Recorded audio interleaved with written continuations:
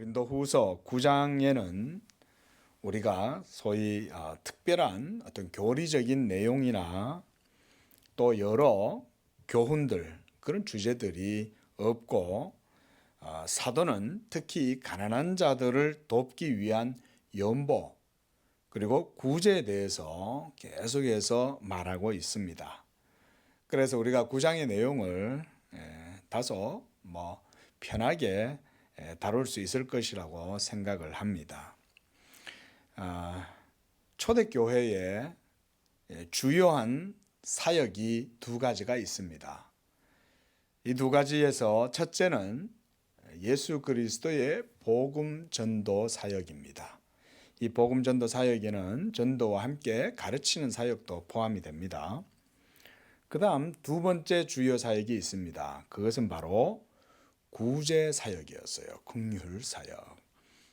그만큼 당시 초대 교회가 이 구제 사역에 열심을 했던 이유는 먼저 이 성도들의 하나님의 은혜에 대한 뜨거운 신앙이 있었다는 것을 보여주는 것입니다. 복음 전도의 열정과 그 다음 영혼 구원을 위한 이 구령의 열정이 뜨겁다면 당연히 이웃을 향한 하나님의 은혜와 긍휼을 나누고자 하는 그런 자비를 베풀고자 하는 이런 구제 사역이 동반되는 것은 우리가 당연하다고 할 수가 있겠죠. 그래서 야고보서 2장 15절 16절에서도 사도는요 이렇게 말했어요.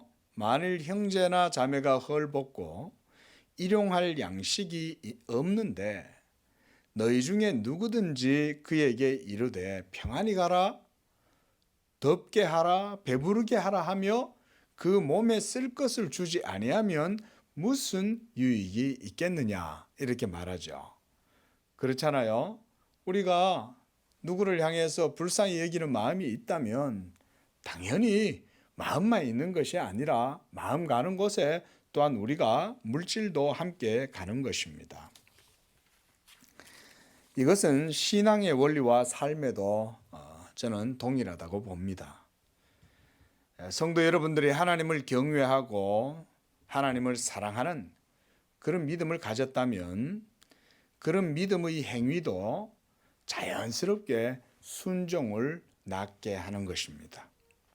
그래서 하나님을 진실되게 사랑하는 사람은 자연스럽게 이웃을 사랑하게 됩니다. 하나님을 사랑하는 마음을 가지고 있으면서 이웃을 사랑하는 마음이 없다고 한다면 이것은 진실하지 못한 믿음인 거예요. 이 믿음은 문제가 많은 믿음인 거예요. 그래서 우리가 믿음을 항상 하나님의 말씀에 비추어 보아서 우리의 믿음에 뭔가 고장이 난 데는 없는가, 우리의 믿음에 뭔가 결손이 생긴 건 없는가, 이런 것도 그래서 항상 우리가 말씀에 비추어서 돌아봐야 되는 것이죠. 그래서 모든 성경에서 의인들은 항상 이웃을 돌보고 그리고 고아와 과부를 돌보며 나그네를 돌봐 주었습니다. 이것이 은혜 받은 성도요 하나님에 대한 바른 경외와 사랑이요 주의 법을 따라서 하나님을 진실되게 섬기는 성도의 모습입니다. 구제하는 데 힘쓰시기를 바랍니다. 이것은 또한 성경 전체의 교훈이기도 해요. 심지어 하나님께서는 모세를 통해서 율법을 주실 때에도 그 모세의 율법 속에도 하나님은 이웃을 돌보고 이웃을 구제하고 도와주는 것에 대한 계명을 주셨어요. 그만큼 율법의 정신 자체가 하나님의 사랑을 드러내고 이웃에 대한 사랑을 드러내 보여주는 것이죠. 그래서 우리가 성경 전체를 보면 이 구제에 대한 교훈들이 많이 나와 있습니다. 당연히 하나님을 사랑하고 경외하고 섬기고자 하는 마음을 가진 사람은 구제하는 일을 힘쓰는 것입니다. 오늘 1절 말씀에 보면 사도는 처음에 성도를 섬기는 일에 대하여는 이렇게 시작을 하고 있어요. 성도를 섬기는 일, 이 섬김이다, 봉사다 이 말은 디아코니아라는 말로 이것이요 마음만으로만 아니라 마음과 함께 물질적인 섬김과 봉사를 의미하는 용어예요. 그래서 성도를 섬기는 것은 마음으로만 섬긴다가 아닌 거죠. 마음이 있으면 당연히 물질도 함께 하는 것입니다.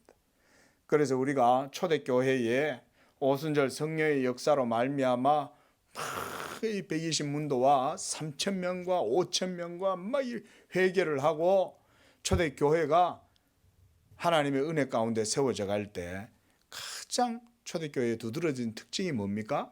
각자 자기가 가진 것을 제 것이라고 하지 아니하고 모든 사람들에게 다 오픈하고 나누어 주고 이렇게 했다는 거예요. 심지어 어떤 사람들은 자기의 집을 팔아서 교회를 위하여 성도들을 위하여 다 내놓는 거예요. 그런데 이렇게 할 때도 억지로 하지 않고 하나님의 은혜의 감동을 따라서 했다는 거예요. 이것이 바로 초대교회가 하나님의 은혜 가운데 서 있었다라고 하는 그런 모습을 보여주는 것입니다. 그래서 사도는 이렇게 고린도 교회에 오늘 연보에 대해서 계속해서 이 얘기를 하고 있습니다. 자, 먼저 본문을 한번 보겠습니다. 1절에 보니까 성도를 섬기는 일, 이것에 대해서 내가 너희에게 쓸 필요가 없나니 내가 너희의 원함을 알미라. 내가 너희를 위하여 마게도냐인들에게 아가야에서는 1년 전부터 준비하였다는 것을 자랑하였다라고 말하고 있어요. 그러니까 이미 고린도 교회 내에 구제하는 일에 대한 열심이 있다고 사도 바울은 이 마게도냐 성도들에게 막 자랑을 한 거예요. 마게도냐에 머물면서 이 고린도 교회 성도들은 이 구제하는 일에 열심을 가지고 참 이 연보를 하기 위해서 지금 준비하고 있습니다. 이제 내가 디도와 또 제자들을 보내가지고 그들이 연보한 것을 가지고 와서 이제 가난한 자들에게 나눠주려고 하는데 참 제 마음이 그들의 마음이 이렇게 구제를 위해서 마음 쓰고 있는 것이 참 제 마음이 기쁩니다. 이러면서 마게도냐 성도들에게 사도 바울이 자랑을 했다는 거예요.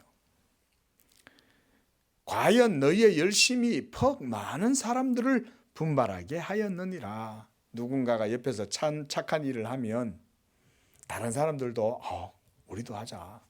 머뭇머뭇 하다가도 다른 사람이 행동을 먼저 하면 또 딴 사람들도 그래 우리도 하자 라고 이렇게 고무가 되고 이렇게 해서 여러 가지 좋은 효과를 이제 드러내겠죠.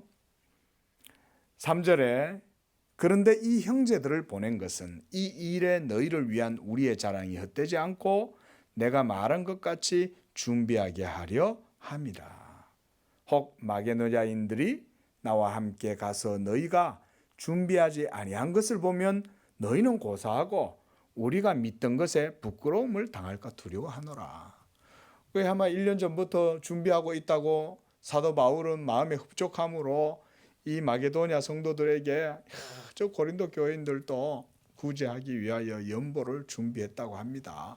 이렇게 얘기는 해놨는데 막상 이제 그 연보 해놓은 거를 가지러 갔는데 아이고 연보는 그냥 준비도 하나도 안 돼 있고 그냥 모아놨던 것도 그냥 뭐 이것저것 다 써버리고 없으면 얼마나 이게 참 체면이 말이 아니겠죠. 이제 그런 얘기를 하는 것입니다. 자, 그런데 여기서 우리가 주목해야 할 점이 하나 있어요. 뭐냐면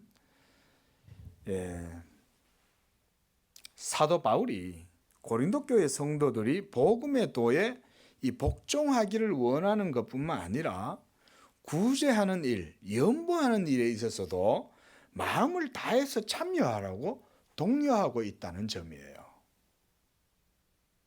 이것이 우리가 주목해 봐야 할 점입니다. 복음의 도에 복종하십시오. 예수를 믿고 복음의 도를 따라 순종하고 사십시오. 이 말만 한 게 아니었다는 거예요. 그들에게 뭘 가르쳤다는 겁니까? 연보하고 구제하는 일에 힘쓰라고 가르쳤다는 것입니다. 이것이 의미하는 바가 무엇입니까? 그것은요, 복음과 함께 구제와 긍휼, 가난한 이웃을 돌보는 일이 바로 복음을 주신 하나님의 뜻과 일치하는 거다. 복음의 도에 순종하는 것과 이웃을 사랑함으로 이웃을 돕는 일은 전적으로 일치하는 거예요. 그러니까 초대교회도 성령의 충만함을 받으니까 자연스럽게 복음 전도와 함께 구제 사역을 하는 것입니다. 그래서 사도행전 6장 1절에 보면 초대교회 때가 성도들이 얼마나 구제를 열심히 했는지 매일 구제를 힘쓰는 거예요. 매일 구제를 힘쓰는 거예요. 근데 이것을 우리가 오늘날 우리 사회의 상황과 조금 다르게 생각을 해봐야 돼요. 오늘날에는 공산품 재화가 넘쳐나고, 그리고 얼마든지 주변에 가면 먹을 것들이 많고, 심지어 요즘 코로나 때문에 이러니까 나라에서 또 긴급 재정을 또 해가지고 막 이렇게 돈도 나누어 주고 이런 일도 있지만, 고대에는 그렇지 않았습니다. 고대는요, 전쟁통에 민간인들은, 일반 시민은 생명으로 인권이라는 건 없어요. 그리고 전쟁이 일어나면 모든 백성들, 시민들은 전부 다 전쟁에 동참해야 되고, 왕이 최고고, 그리고 그 권력에 의해서 모든 사람들이 압제를 당하고, 착취를 당하고 유린을 당하고 이런 일들이 막 비일비재한 거예요. 그렇다고 오늘날처럼 보건 환경이 좋은 것도 아니었죠. 얼마나 척박한 세상입니까? 말 그대로 서바이벌한 세계가 고대 세계 아니었습니까? 오늘날의 환경과는 많이 틀려요. 고대 로마의 공화 정치가 발전이 돼 가지고 로마 시민권에 의해 가지고 막 그랬다 하지만, 로마 시민이 아닌 사람들은 어떻게 지냈어요? 모두 다 노예거나 종이거나 남의 집에 종살이 하거나 이러면서 그냥 빌부터 먹고 살았던 사람들이 대부분이고, 얼마나 환경이 힘들고 어려웠는지 모르는 거예요. 우리가 오늘날도 보면 가난한 빈국들이 있잖아요. 참 저도 참 안타까워서 많지는 않지만 조금씩은 제가 가지고 있는 것에서 조금씩은 구제를 하려고는 애를 씁니다. 그리고 우리 교회도 또 이렇게 구제 사역을 우리가 개척 교회니까 여기 우리가 많은 재정이 튼튼하고 이렇지는 않지만, 저는 그래도 하나님의 뜻이 있기 때문에 조금이라도 여유가 된다 싶으면은 이 구제를 하고 돕고 이런 일들을 하려고 그래요. 우리 성도님들도요, 여러분 있는 가운데서 하려고 하지 마세요. 그게 아니에요. 구제 자체는 뭐와 연결되어 있냐면 하나님을 믿는 경외와 하나님에 대한 사랑이 연결되어 있기 때문에요. 여러분, 내가 많이 가졌을 때 남에게 도와주겠다 라고 하는 거는요, 믿음의 고백이 아닙니다. 오히려 내가 부족하고 내가 지금 좀 쪼달리고 내가 지금 환경이 좀 어려운 것 같지만, 그러나 내가 하나님을 믿고 있고 하나님을 사랑하고 있고 하나님을 경외하기 때문에 나보다 더 힘들고 나보다 더 어려운 사람이 있다면 내가 도와주겠다. 여러분, 이게 믿음인 거예요. 이게 성경에 대한, 하나님에 대한 바른 믿음의 구제입니다. 그래서 항상 복음과 함께 이와 같이 다른 사람들을 섬기기 위해서 사도 바울은 연보에 대해서 가르치는 거예요. 어떤 사람은 연보 그러면 벌써 이 돈 생각이 나잖아요. 돈 얘기를 하니까 사도 바울이 이렇게 돈 얘기를 하냐 싶지만, 이 구장의 본뜻은 그렇지 않습니다. 왜 사도 바울처럼 평생을 복음을 위해서 헌신하고 결혼도 하지 않고 평생을 하나님 앞에 자신을 바쳐서 섬겼던 사람이 이렇게 연보를 거두는 일에 힘썼겠어요? 그거는 그만큼 교회가 복음 전도의 사역과 함께 구제 사역이 그만큼 우리의 믿음에 있어서 중요하기 때문에 이렇게 연보에 대해서 강조하는 거예요. 우리가 사도행전에서도 보았다시피 연보가 거기에서도 연보를 얘기하고 로마서에서도 얘기하고 고린도전후서에서도 얘기하고 다른 데서도 연보에 대한 얘기가 사도 바울이 종종 언급을 해요. 이것은 그만큼 사도 바울이 복음 전도 사역의 본질이 무엇이냐를 우리에게 보여주는 거라고 할 수 있어요. 동시에 이거는 신약의 교회들에게도 동일하게 주는 교훈입니다. 신약의 예수를 믿는 교회들도 당연히 복음 전도와 복음의 은혜를 선포하고 그걸 믿고 따라간다면 당연히 구제하는 일에 힘써야 되는 거예요. 저는 우리 한국교회가요, 참 이런 말씀들을 통해서 더욱더 구제하는 일에 힘썼으면 좋겠어요. 예배당 건축하는 거 필요한 대로 저는 하면 된다고 봐요. 3,000명이고 5,000명이고 10,000명이고 저는 대형 교회 자체가 나쁘다고는 보진 않아요. 그러나 대형 교회가 될수록요, 그 모여 있는 사람들을 위한 것보다는요, 어쨌든지 모임이 복음의 정신이 살아서 10,000명이 복음의 정신이 불타면 훨씬 더 큰 시너지 효과가 생길 거라고 저는 봐요. 100명이 뜨겁게 기도하는 것도 중요하겠지만 10,000명이 그와 같은 뜨거운 열정으로 복음의 열정에 사로잡히면 저는 더 큰 일들을 감당할 수 있다고 봐요. 왜냐하면 100명이 모인 곳에서 연보하는 것보다 10,000명이 모인 곳에서 연보하는 게 훨씬 더 많지 않겠어요? 그러면 그 연보가 모이면 그것으로 교회 통장에다가 집어넣어 놓는 게 아니에요. 넣어 놓으면 동록이 쓰는 거예요. 녹이 쓰는 거예요. 돈에는. 반드시 거기에는 동록이 쓸어가지고 돈 보따리에 구멍이 나고 누군가가 그 돈을 집어가게 되는 거예요. 그러면 그런 것들을 어떻게 하냐. 여러분, 이 세상에 구제할 게 얼마나 많아요. 지금 가난하게 사는 나라들, 막 내전 때문에 고생하는 나라들, 거기에서 얼마나 많은 어린이들이 죽임을 당하고 유린을 당하고 굶어서 죽고 영양실조로 죽고 막 이런 일들이 지금 허다한데 교회가 막 의리의리하게 아성처럼 막 쌓아가지고 하는 거는요, 저는 그거는 하나님이 기뻐하신다고 저는 생각 안 합니다. 우리 양재교회도 지금부터 하나님의 뜻에 따라 교회를 세워나가려고 포커스를 거기에다 맞춰야 돼요. 교회 예배당 건물이 뭐가 그렇게 중요해요? 성도들이 모여서 예배 드릴 수 있는 정도의 장소면 되는 거예요. 예? 성도들이 모임 속에 복음에 대한 순수한 사랑과 열정, 하나님에 대한 경외, 하나님의 진리에 대한 사랑이 있으면 그 사랑을 가지고 세상을 녹이기 위하여 그 열정을 세상을 향해서 발산을 하려면 그렇게 발산이 돼야지. 교회를 의리의리하고 멋들어지게 저거 뭐 어떡하겠다는 거예요. 그래서 분명히 말씀드리는데 그것은 절대로 하나님이 기뻐하시는 거 아닙니다. 나중에 하나님 앞에 다 심판받습니다. 그러나 여러분, 큰 교회든 작은 교회든 복음이 살아 숨쉬는 교회는 구제를 하는 거예요.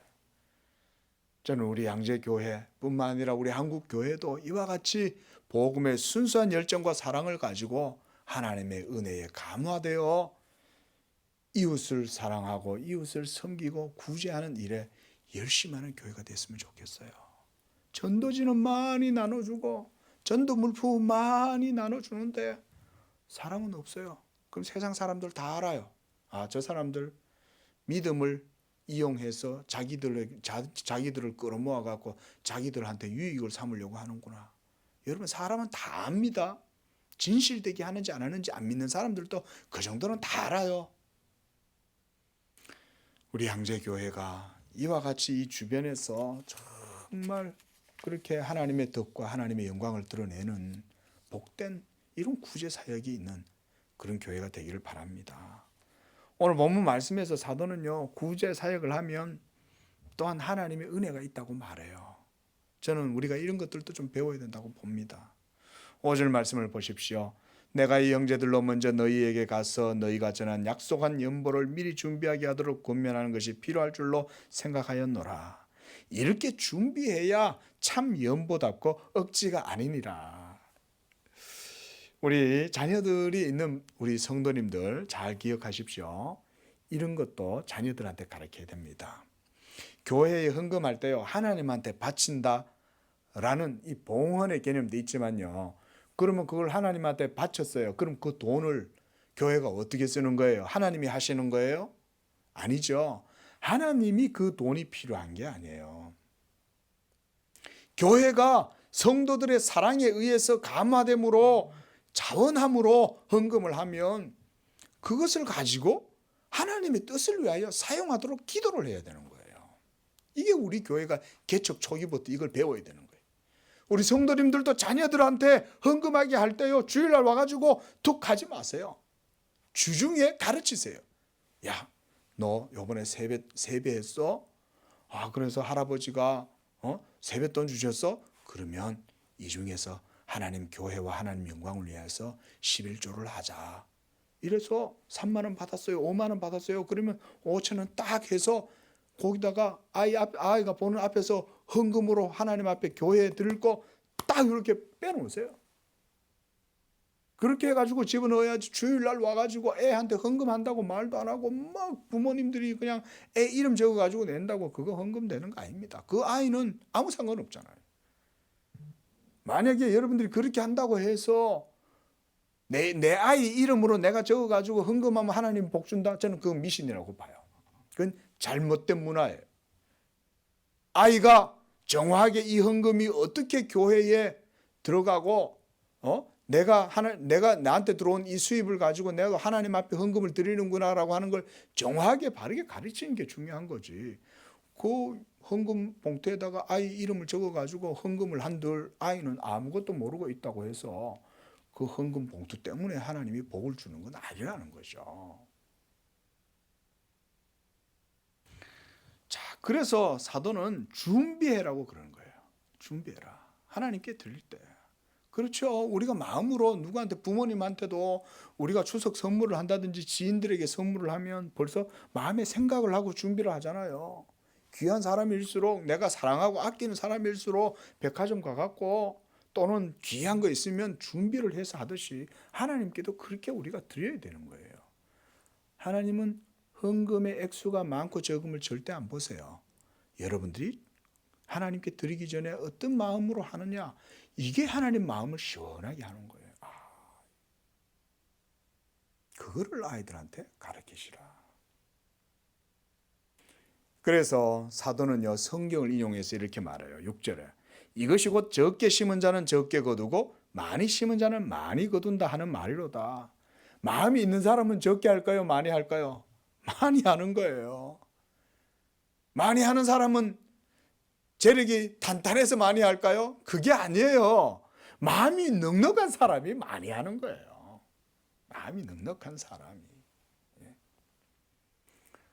적게 심는 자는 적게 거두고 많이 심는 자는 많이 거둔다 하는 말은 바로 이런 영적인 구제의 원리를 설명하는 거예요. 그래서 각각 그 마음에 정한 대로 할 것이요, 인색함으로나 억지로 하지 말지니 하나님은 즐겨내는 자를 사랑하시느니라, 이렇게 말씀합니다. 사랑한다. 적게 심는 것은 왜 적게 심겠어요? 마음이 그만큼 인색하니까 적게 내는 거예요. 많이 하는 것은 내가 많다고 많이 하는 게 아닌 거예요. 이미 많이 하는 사람은 하나님 앞에서 내가 마음이 풍성하니까 많이 하고 싶은 거예요. 그 얘기를 하는 거예요. 내가 다른 사람보다 수익이 많고 연봉이 많고 그러니까 나는 더 많이 하겠다. 그러면 내가 더 많이 받겠네. 하나님 나라는 그게 아니죠. 하나님 나라는 내가 부족하고 연약해도 하나님을 사랑하는 마음으로 하면 하나님이 바로 그런 것을 기뻐하시는 게 하나님 나라죠.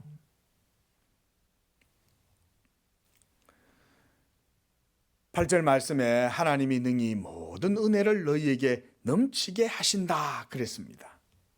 모든 은혜를 너희에게 넘치게 하시나니 이는 너희로 모든 일에 항상 모든 것이 넉넉하여 모든 착한 일을 넘치게 하려 하심이니라. 이 무슨 말씀이냐면 하나님은 이렇게 하나님 앞에 인색함이 없이 마음이 감화가 돼 가지고 순수한 마음으로 이렇게 하면 하나님께서 이 모든 일의 은혜로 우리를 이렇게 넘치게 해주신다는 거예요. 믿으시기 바랍니다. 이게 하나님 나라인 거예요. 우리 사람들은 다 계산하잖아요. 내가 인풋은 얼마고 인풋을 얼마 했으니 아웃풋은 얼마가 나올 거다. 하나님 나라는 그렇지 않아요. 하나님 나라는 모든 것이 다 하나님의 은혜의 원리로 이루어지는 것이죠.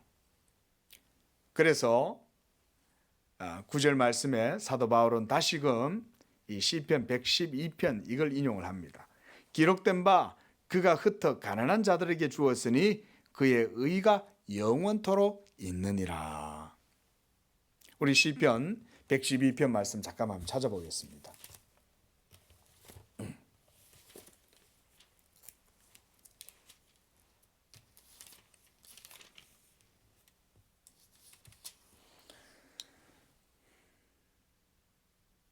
먼저 5절 말씀을 보면 시편 기자는 이렇게 말해요.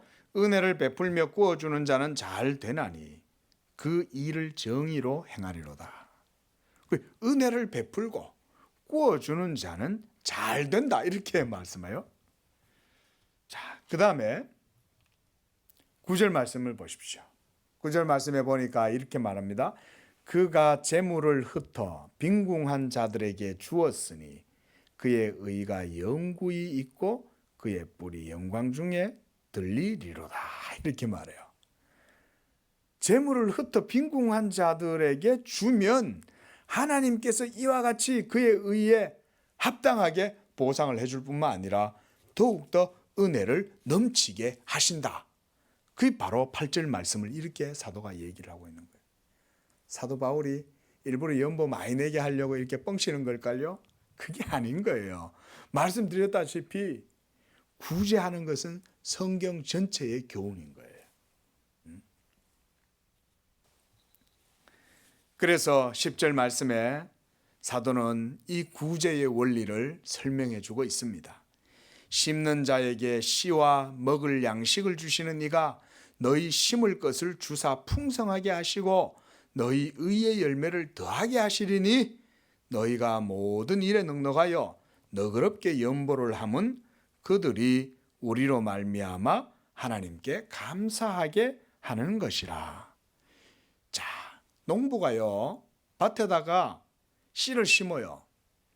그래서 심는 자에게 씨와 먹을 양식을 주시는 바로 이 하나님이 그걸 다 주시는 거예요.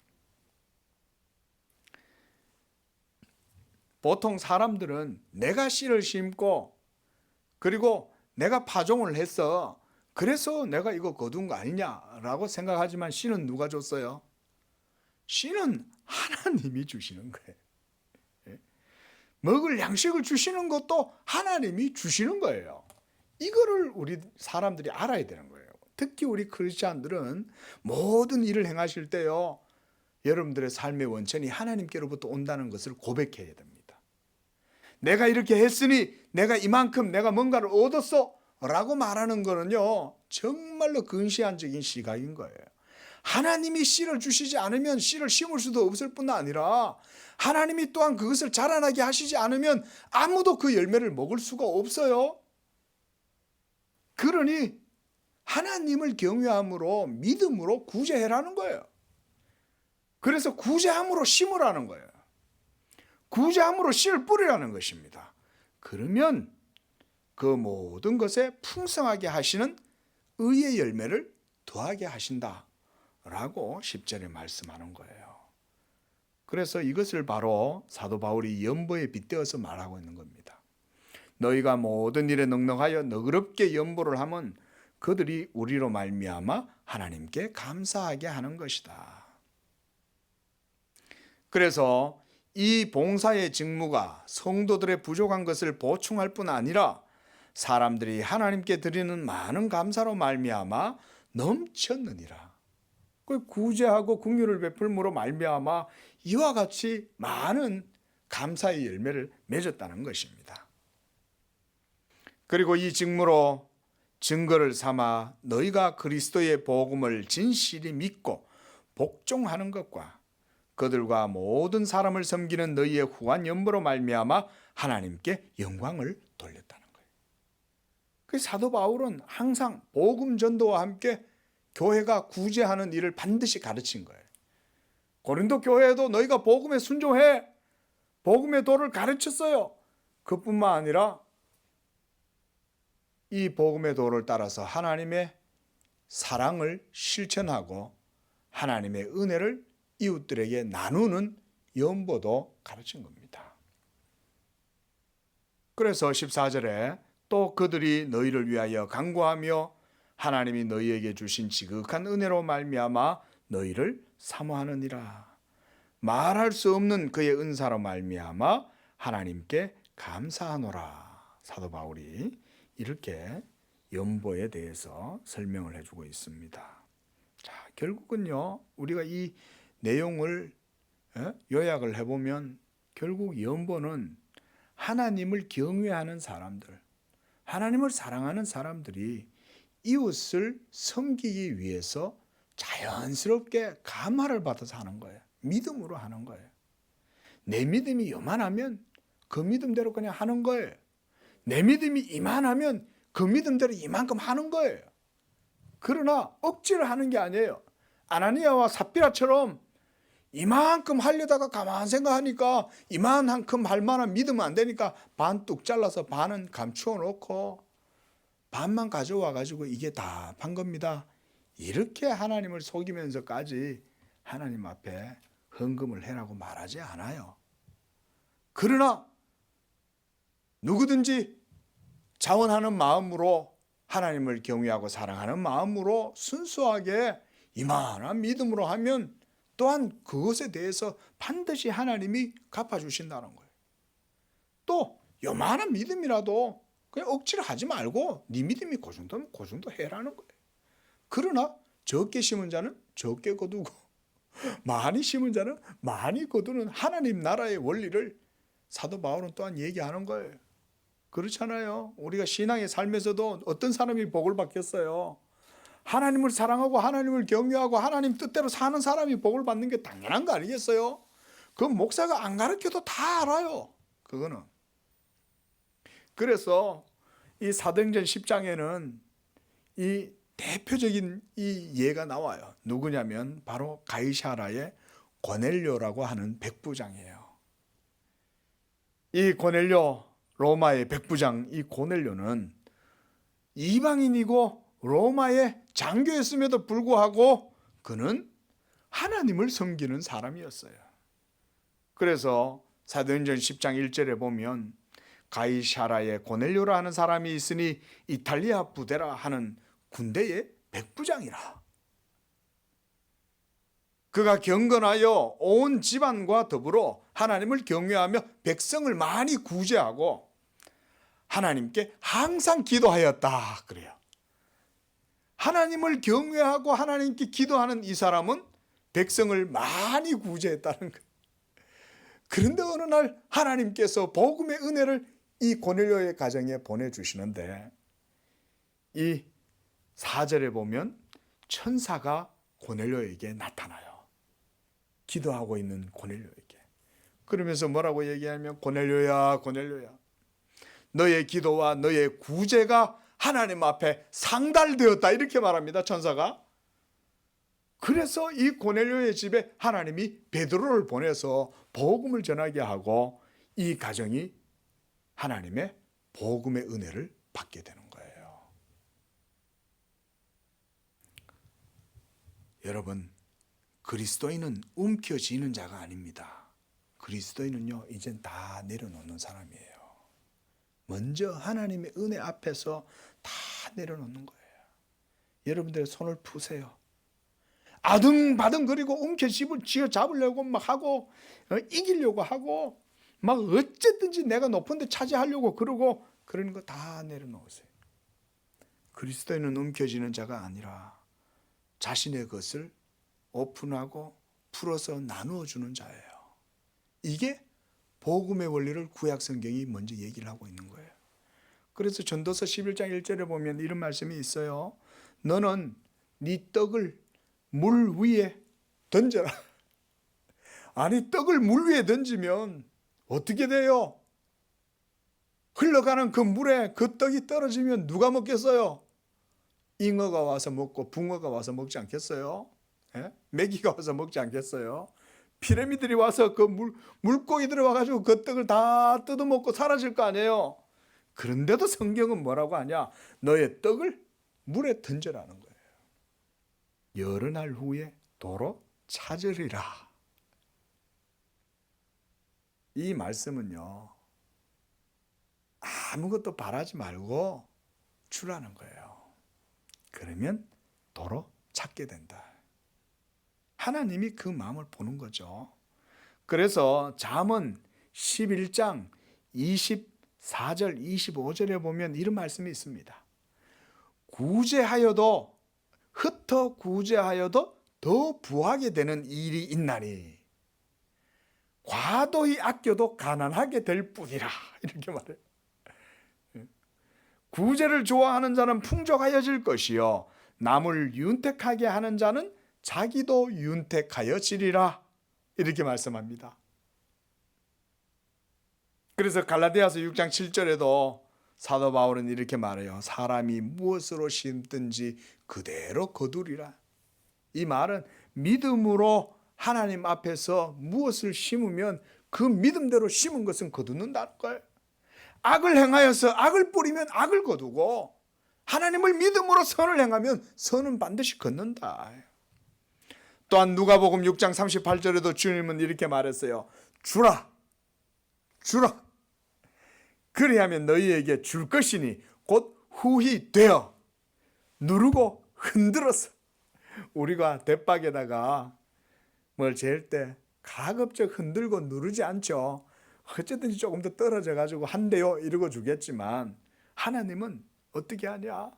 눌러서 대박에다가 누르고 또 흔들어 가지고 빽빽하게 채워 가지고 넘치도록 너희에게 안겨 주리라.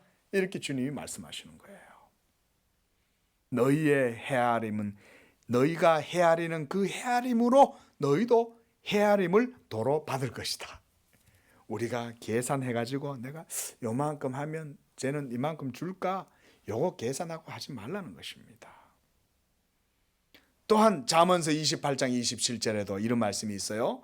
가난한 자를 구제하는 자는 궁핍하지 아니하려니와 못 본 채 하는 자에게는 저주가 크리라 그랬어요. 여러분 주변에 혹시나 가난한 자가 있다면요, 그 사람에게 도움을 주세요. 많이 도와줄 필요도 없어요. 여러분들에게 주어진 마음과 여러분들에게 주어진 능력 한도 내에서 나누세요. 그러면 하나님께서 은총을 베풀어 주신다. 말씀을 정리하겠습니다. 사랑하는 성도 여러분, 이렇게 그리스도인들이 하나님의 은혜 아래 이 복음의 도에 순복하면서 믿음으로 살아갈 때에 하나님의 영광을 위하여 모든 것을 할 때 우리가 어떻게 하나님께 영광을 돌리겠습니까? 그것은 바로 자기 자신의 부여잡은 모든 것들을 다 내려놓고 하늘 영광을 위하여 하나님 나라를 위하여 자기 자신의 모든 걸 내어놓는 거예요. 믿음으로 하라는 것입니다. 그리고 자기 자신을 부인하고 자기를 미워하는 것에 익숙한 성도는 이제 하나님 영광을 위하여 모든 것들을 다 하나님을 위하여 쓰는 거예요. 그래서 이런 사람들은 자기 소유로 집착을 하지 않아요. 내가 뭔가를 많이 가져도 내 거라고 집착하지도 안 하고 어쨌든지 내가 가지고 있는 것을 하나님의 영광을 위하여 어떻게 하면 쓸까? 이거 어떻게 하면 그리스도의 향기를 드러낼까? 이렇게 고민을 한다는 것입니다.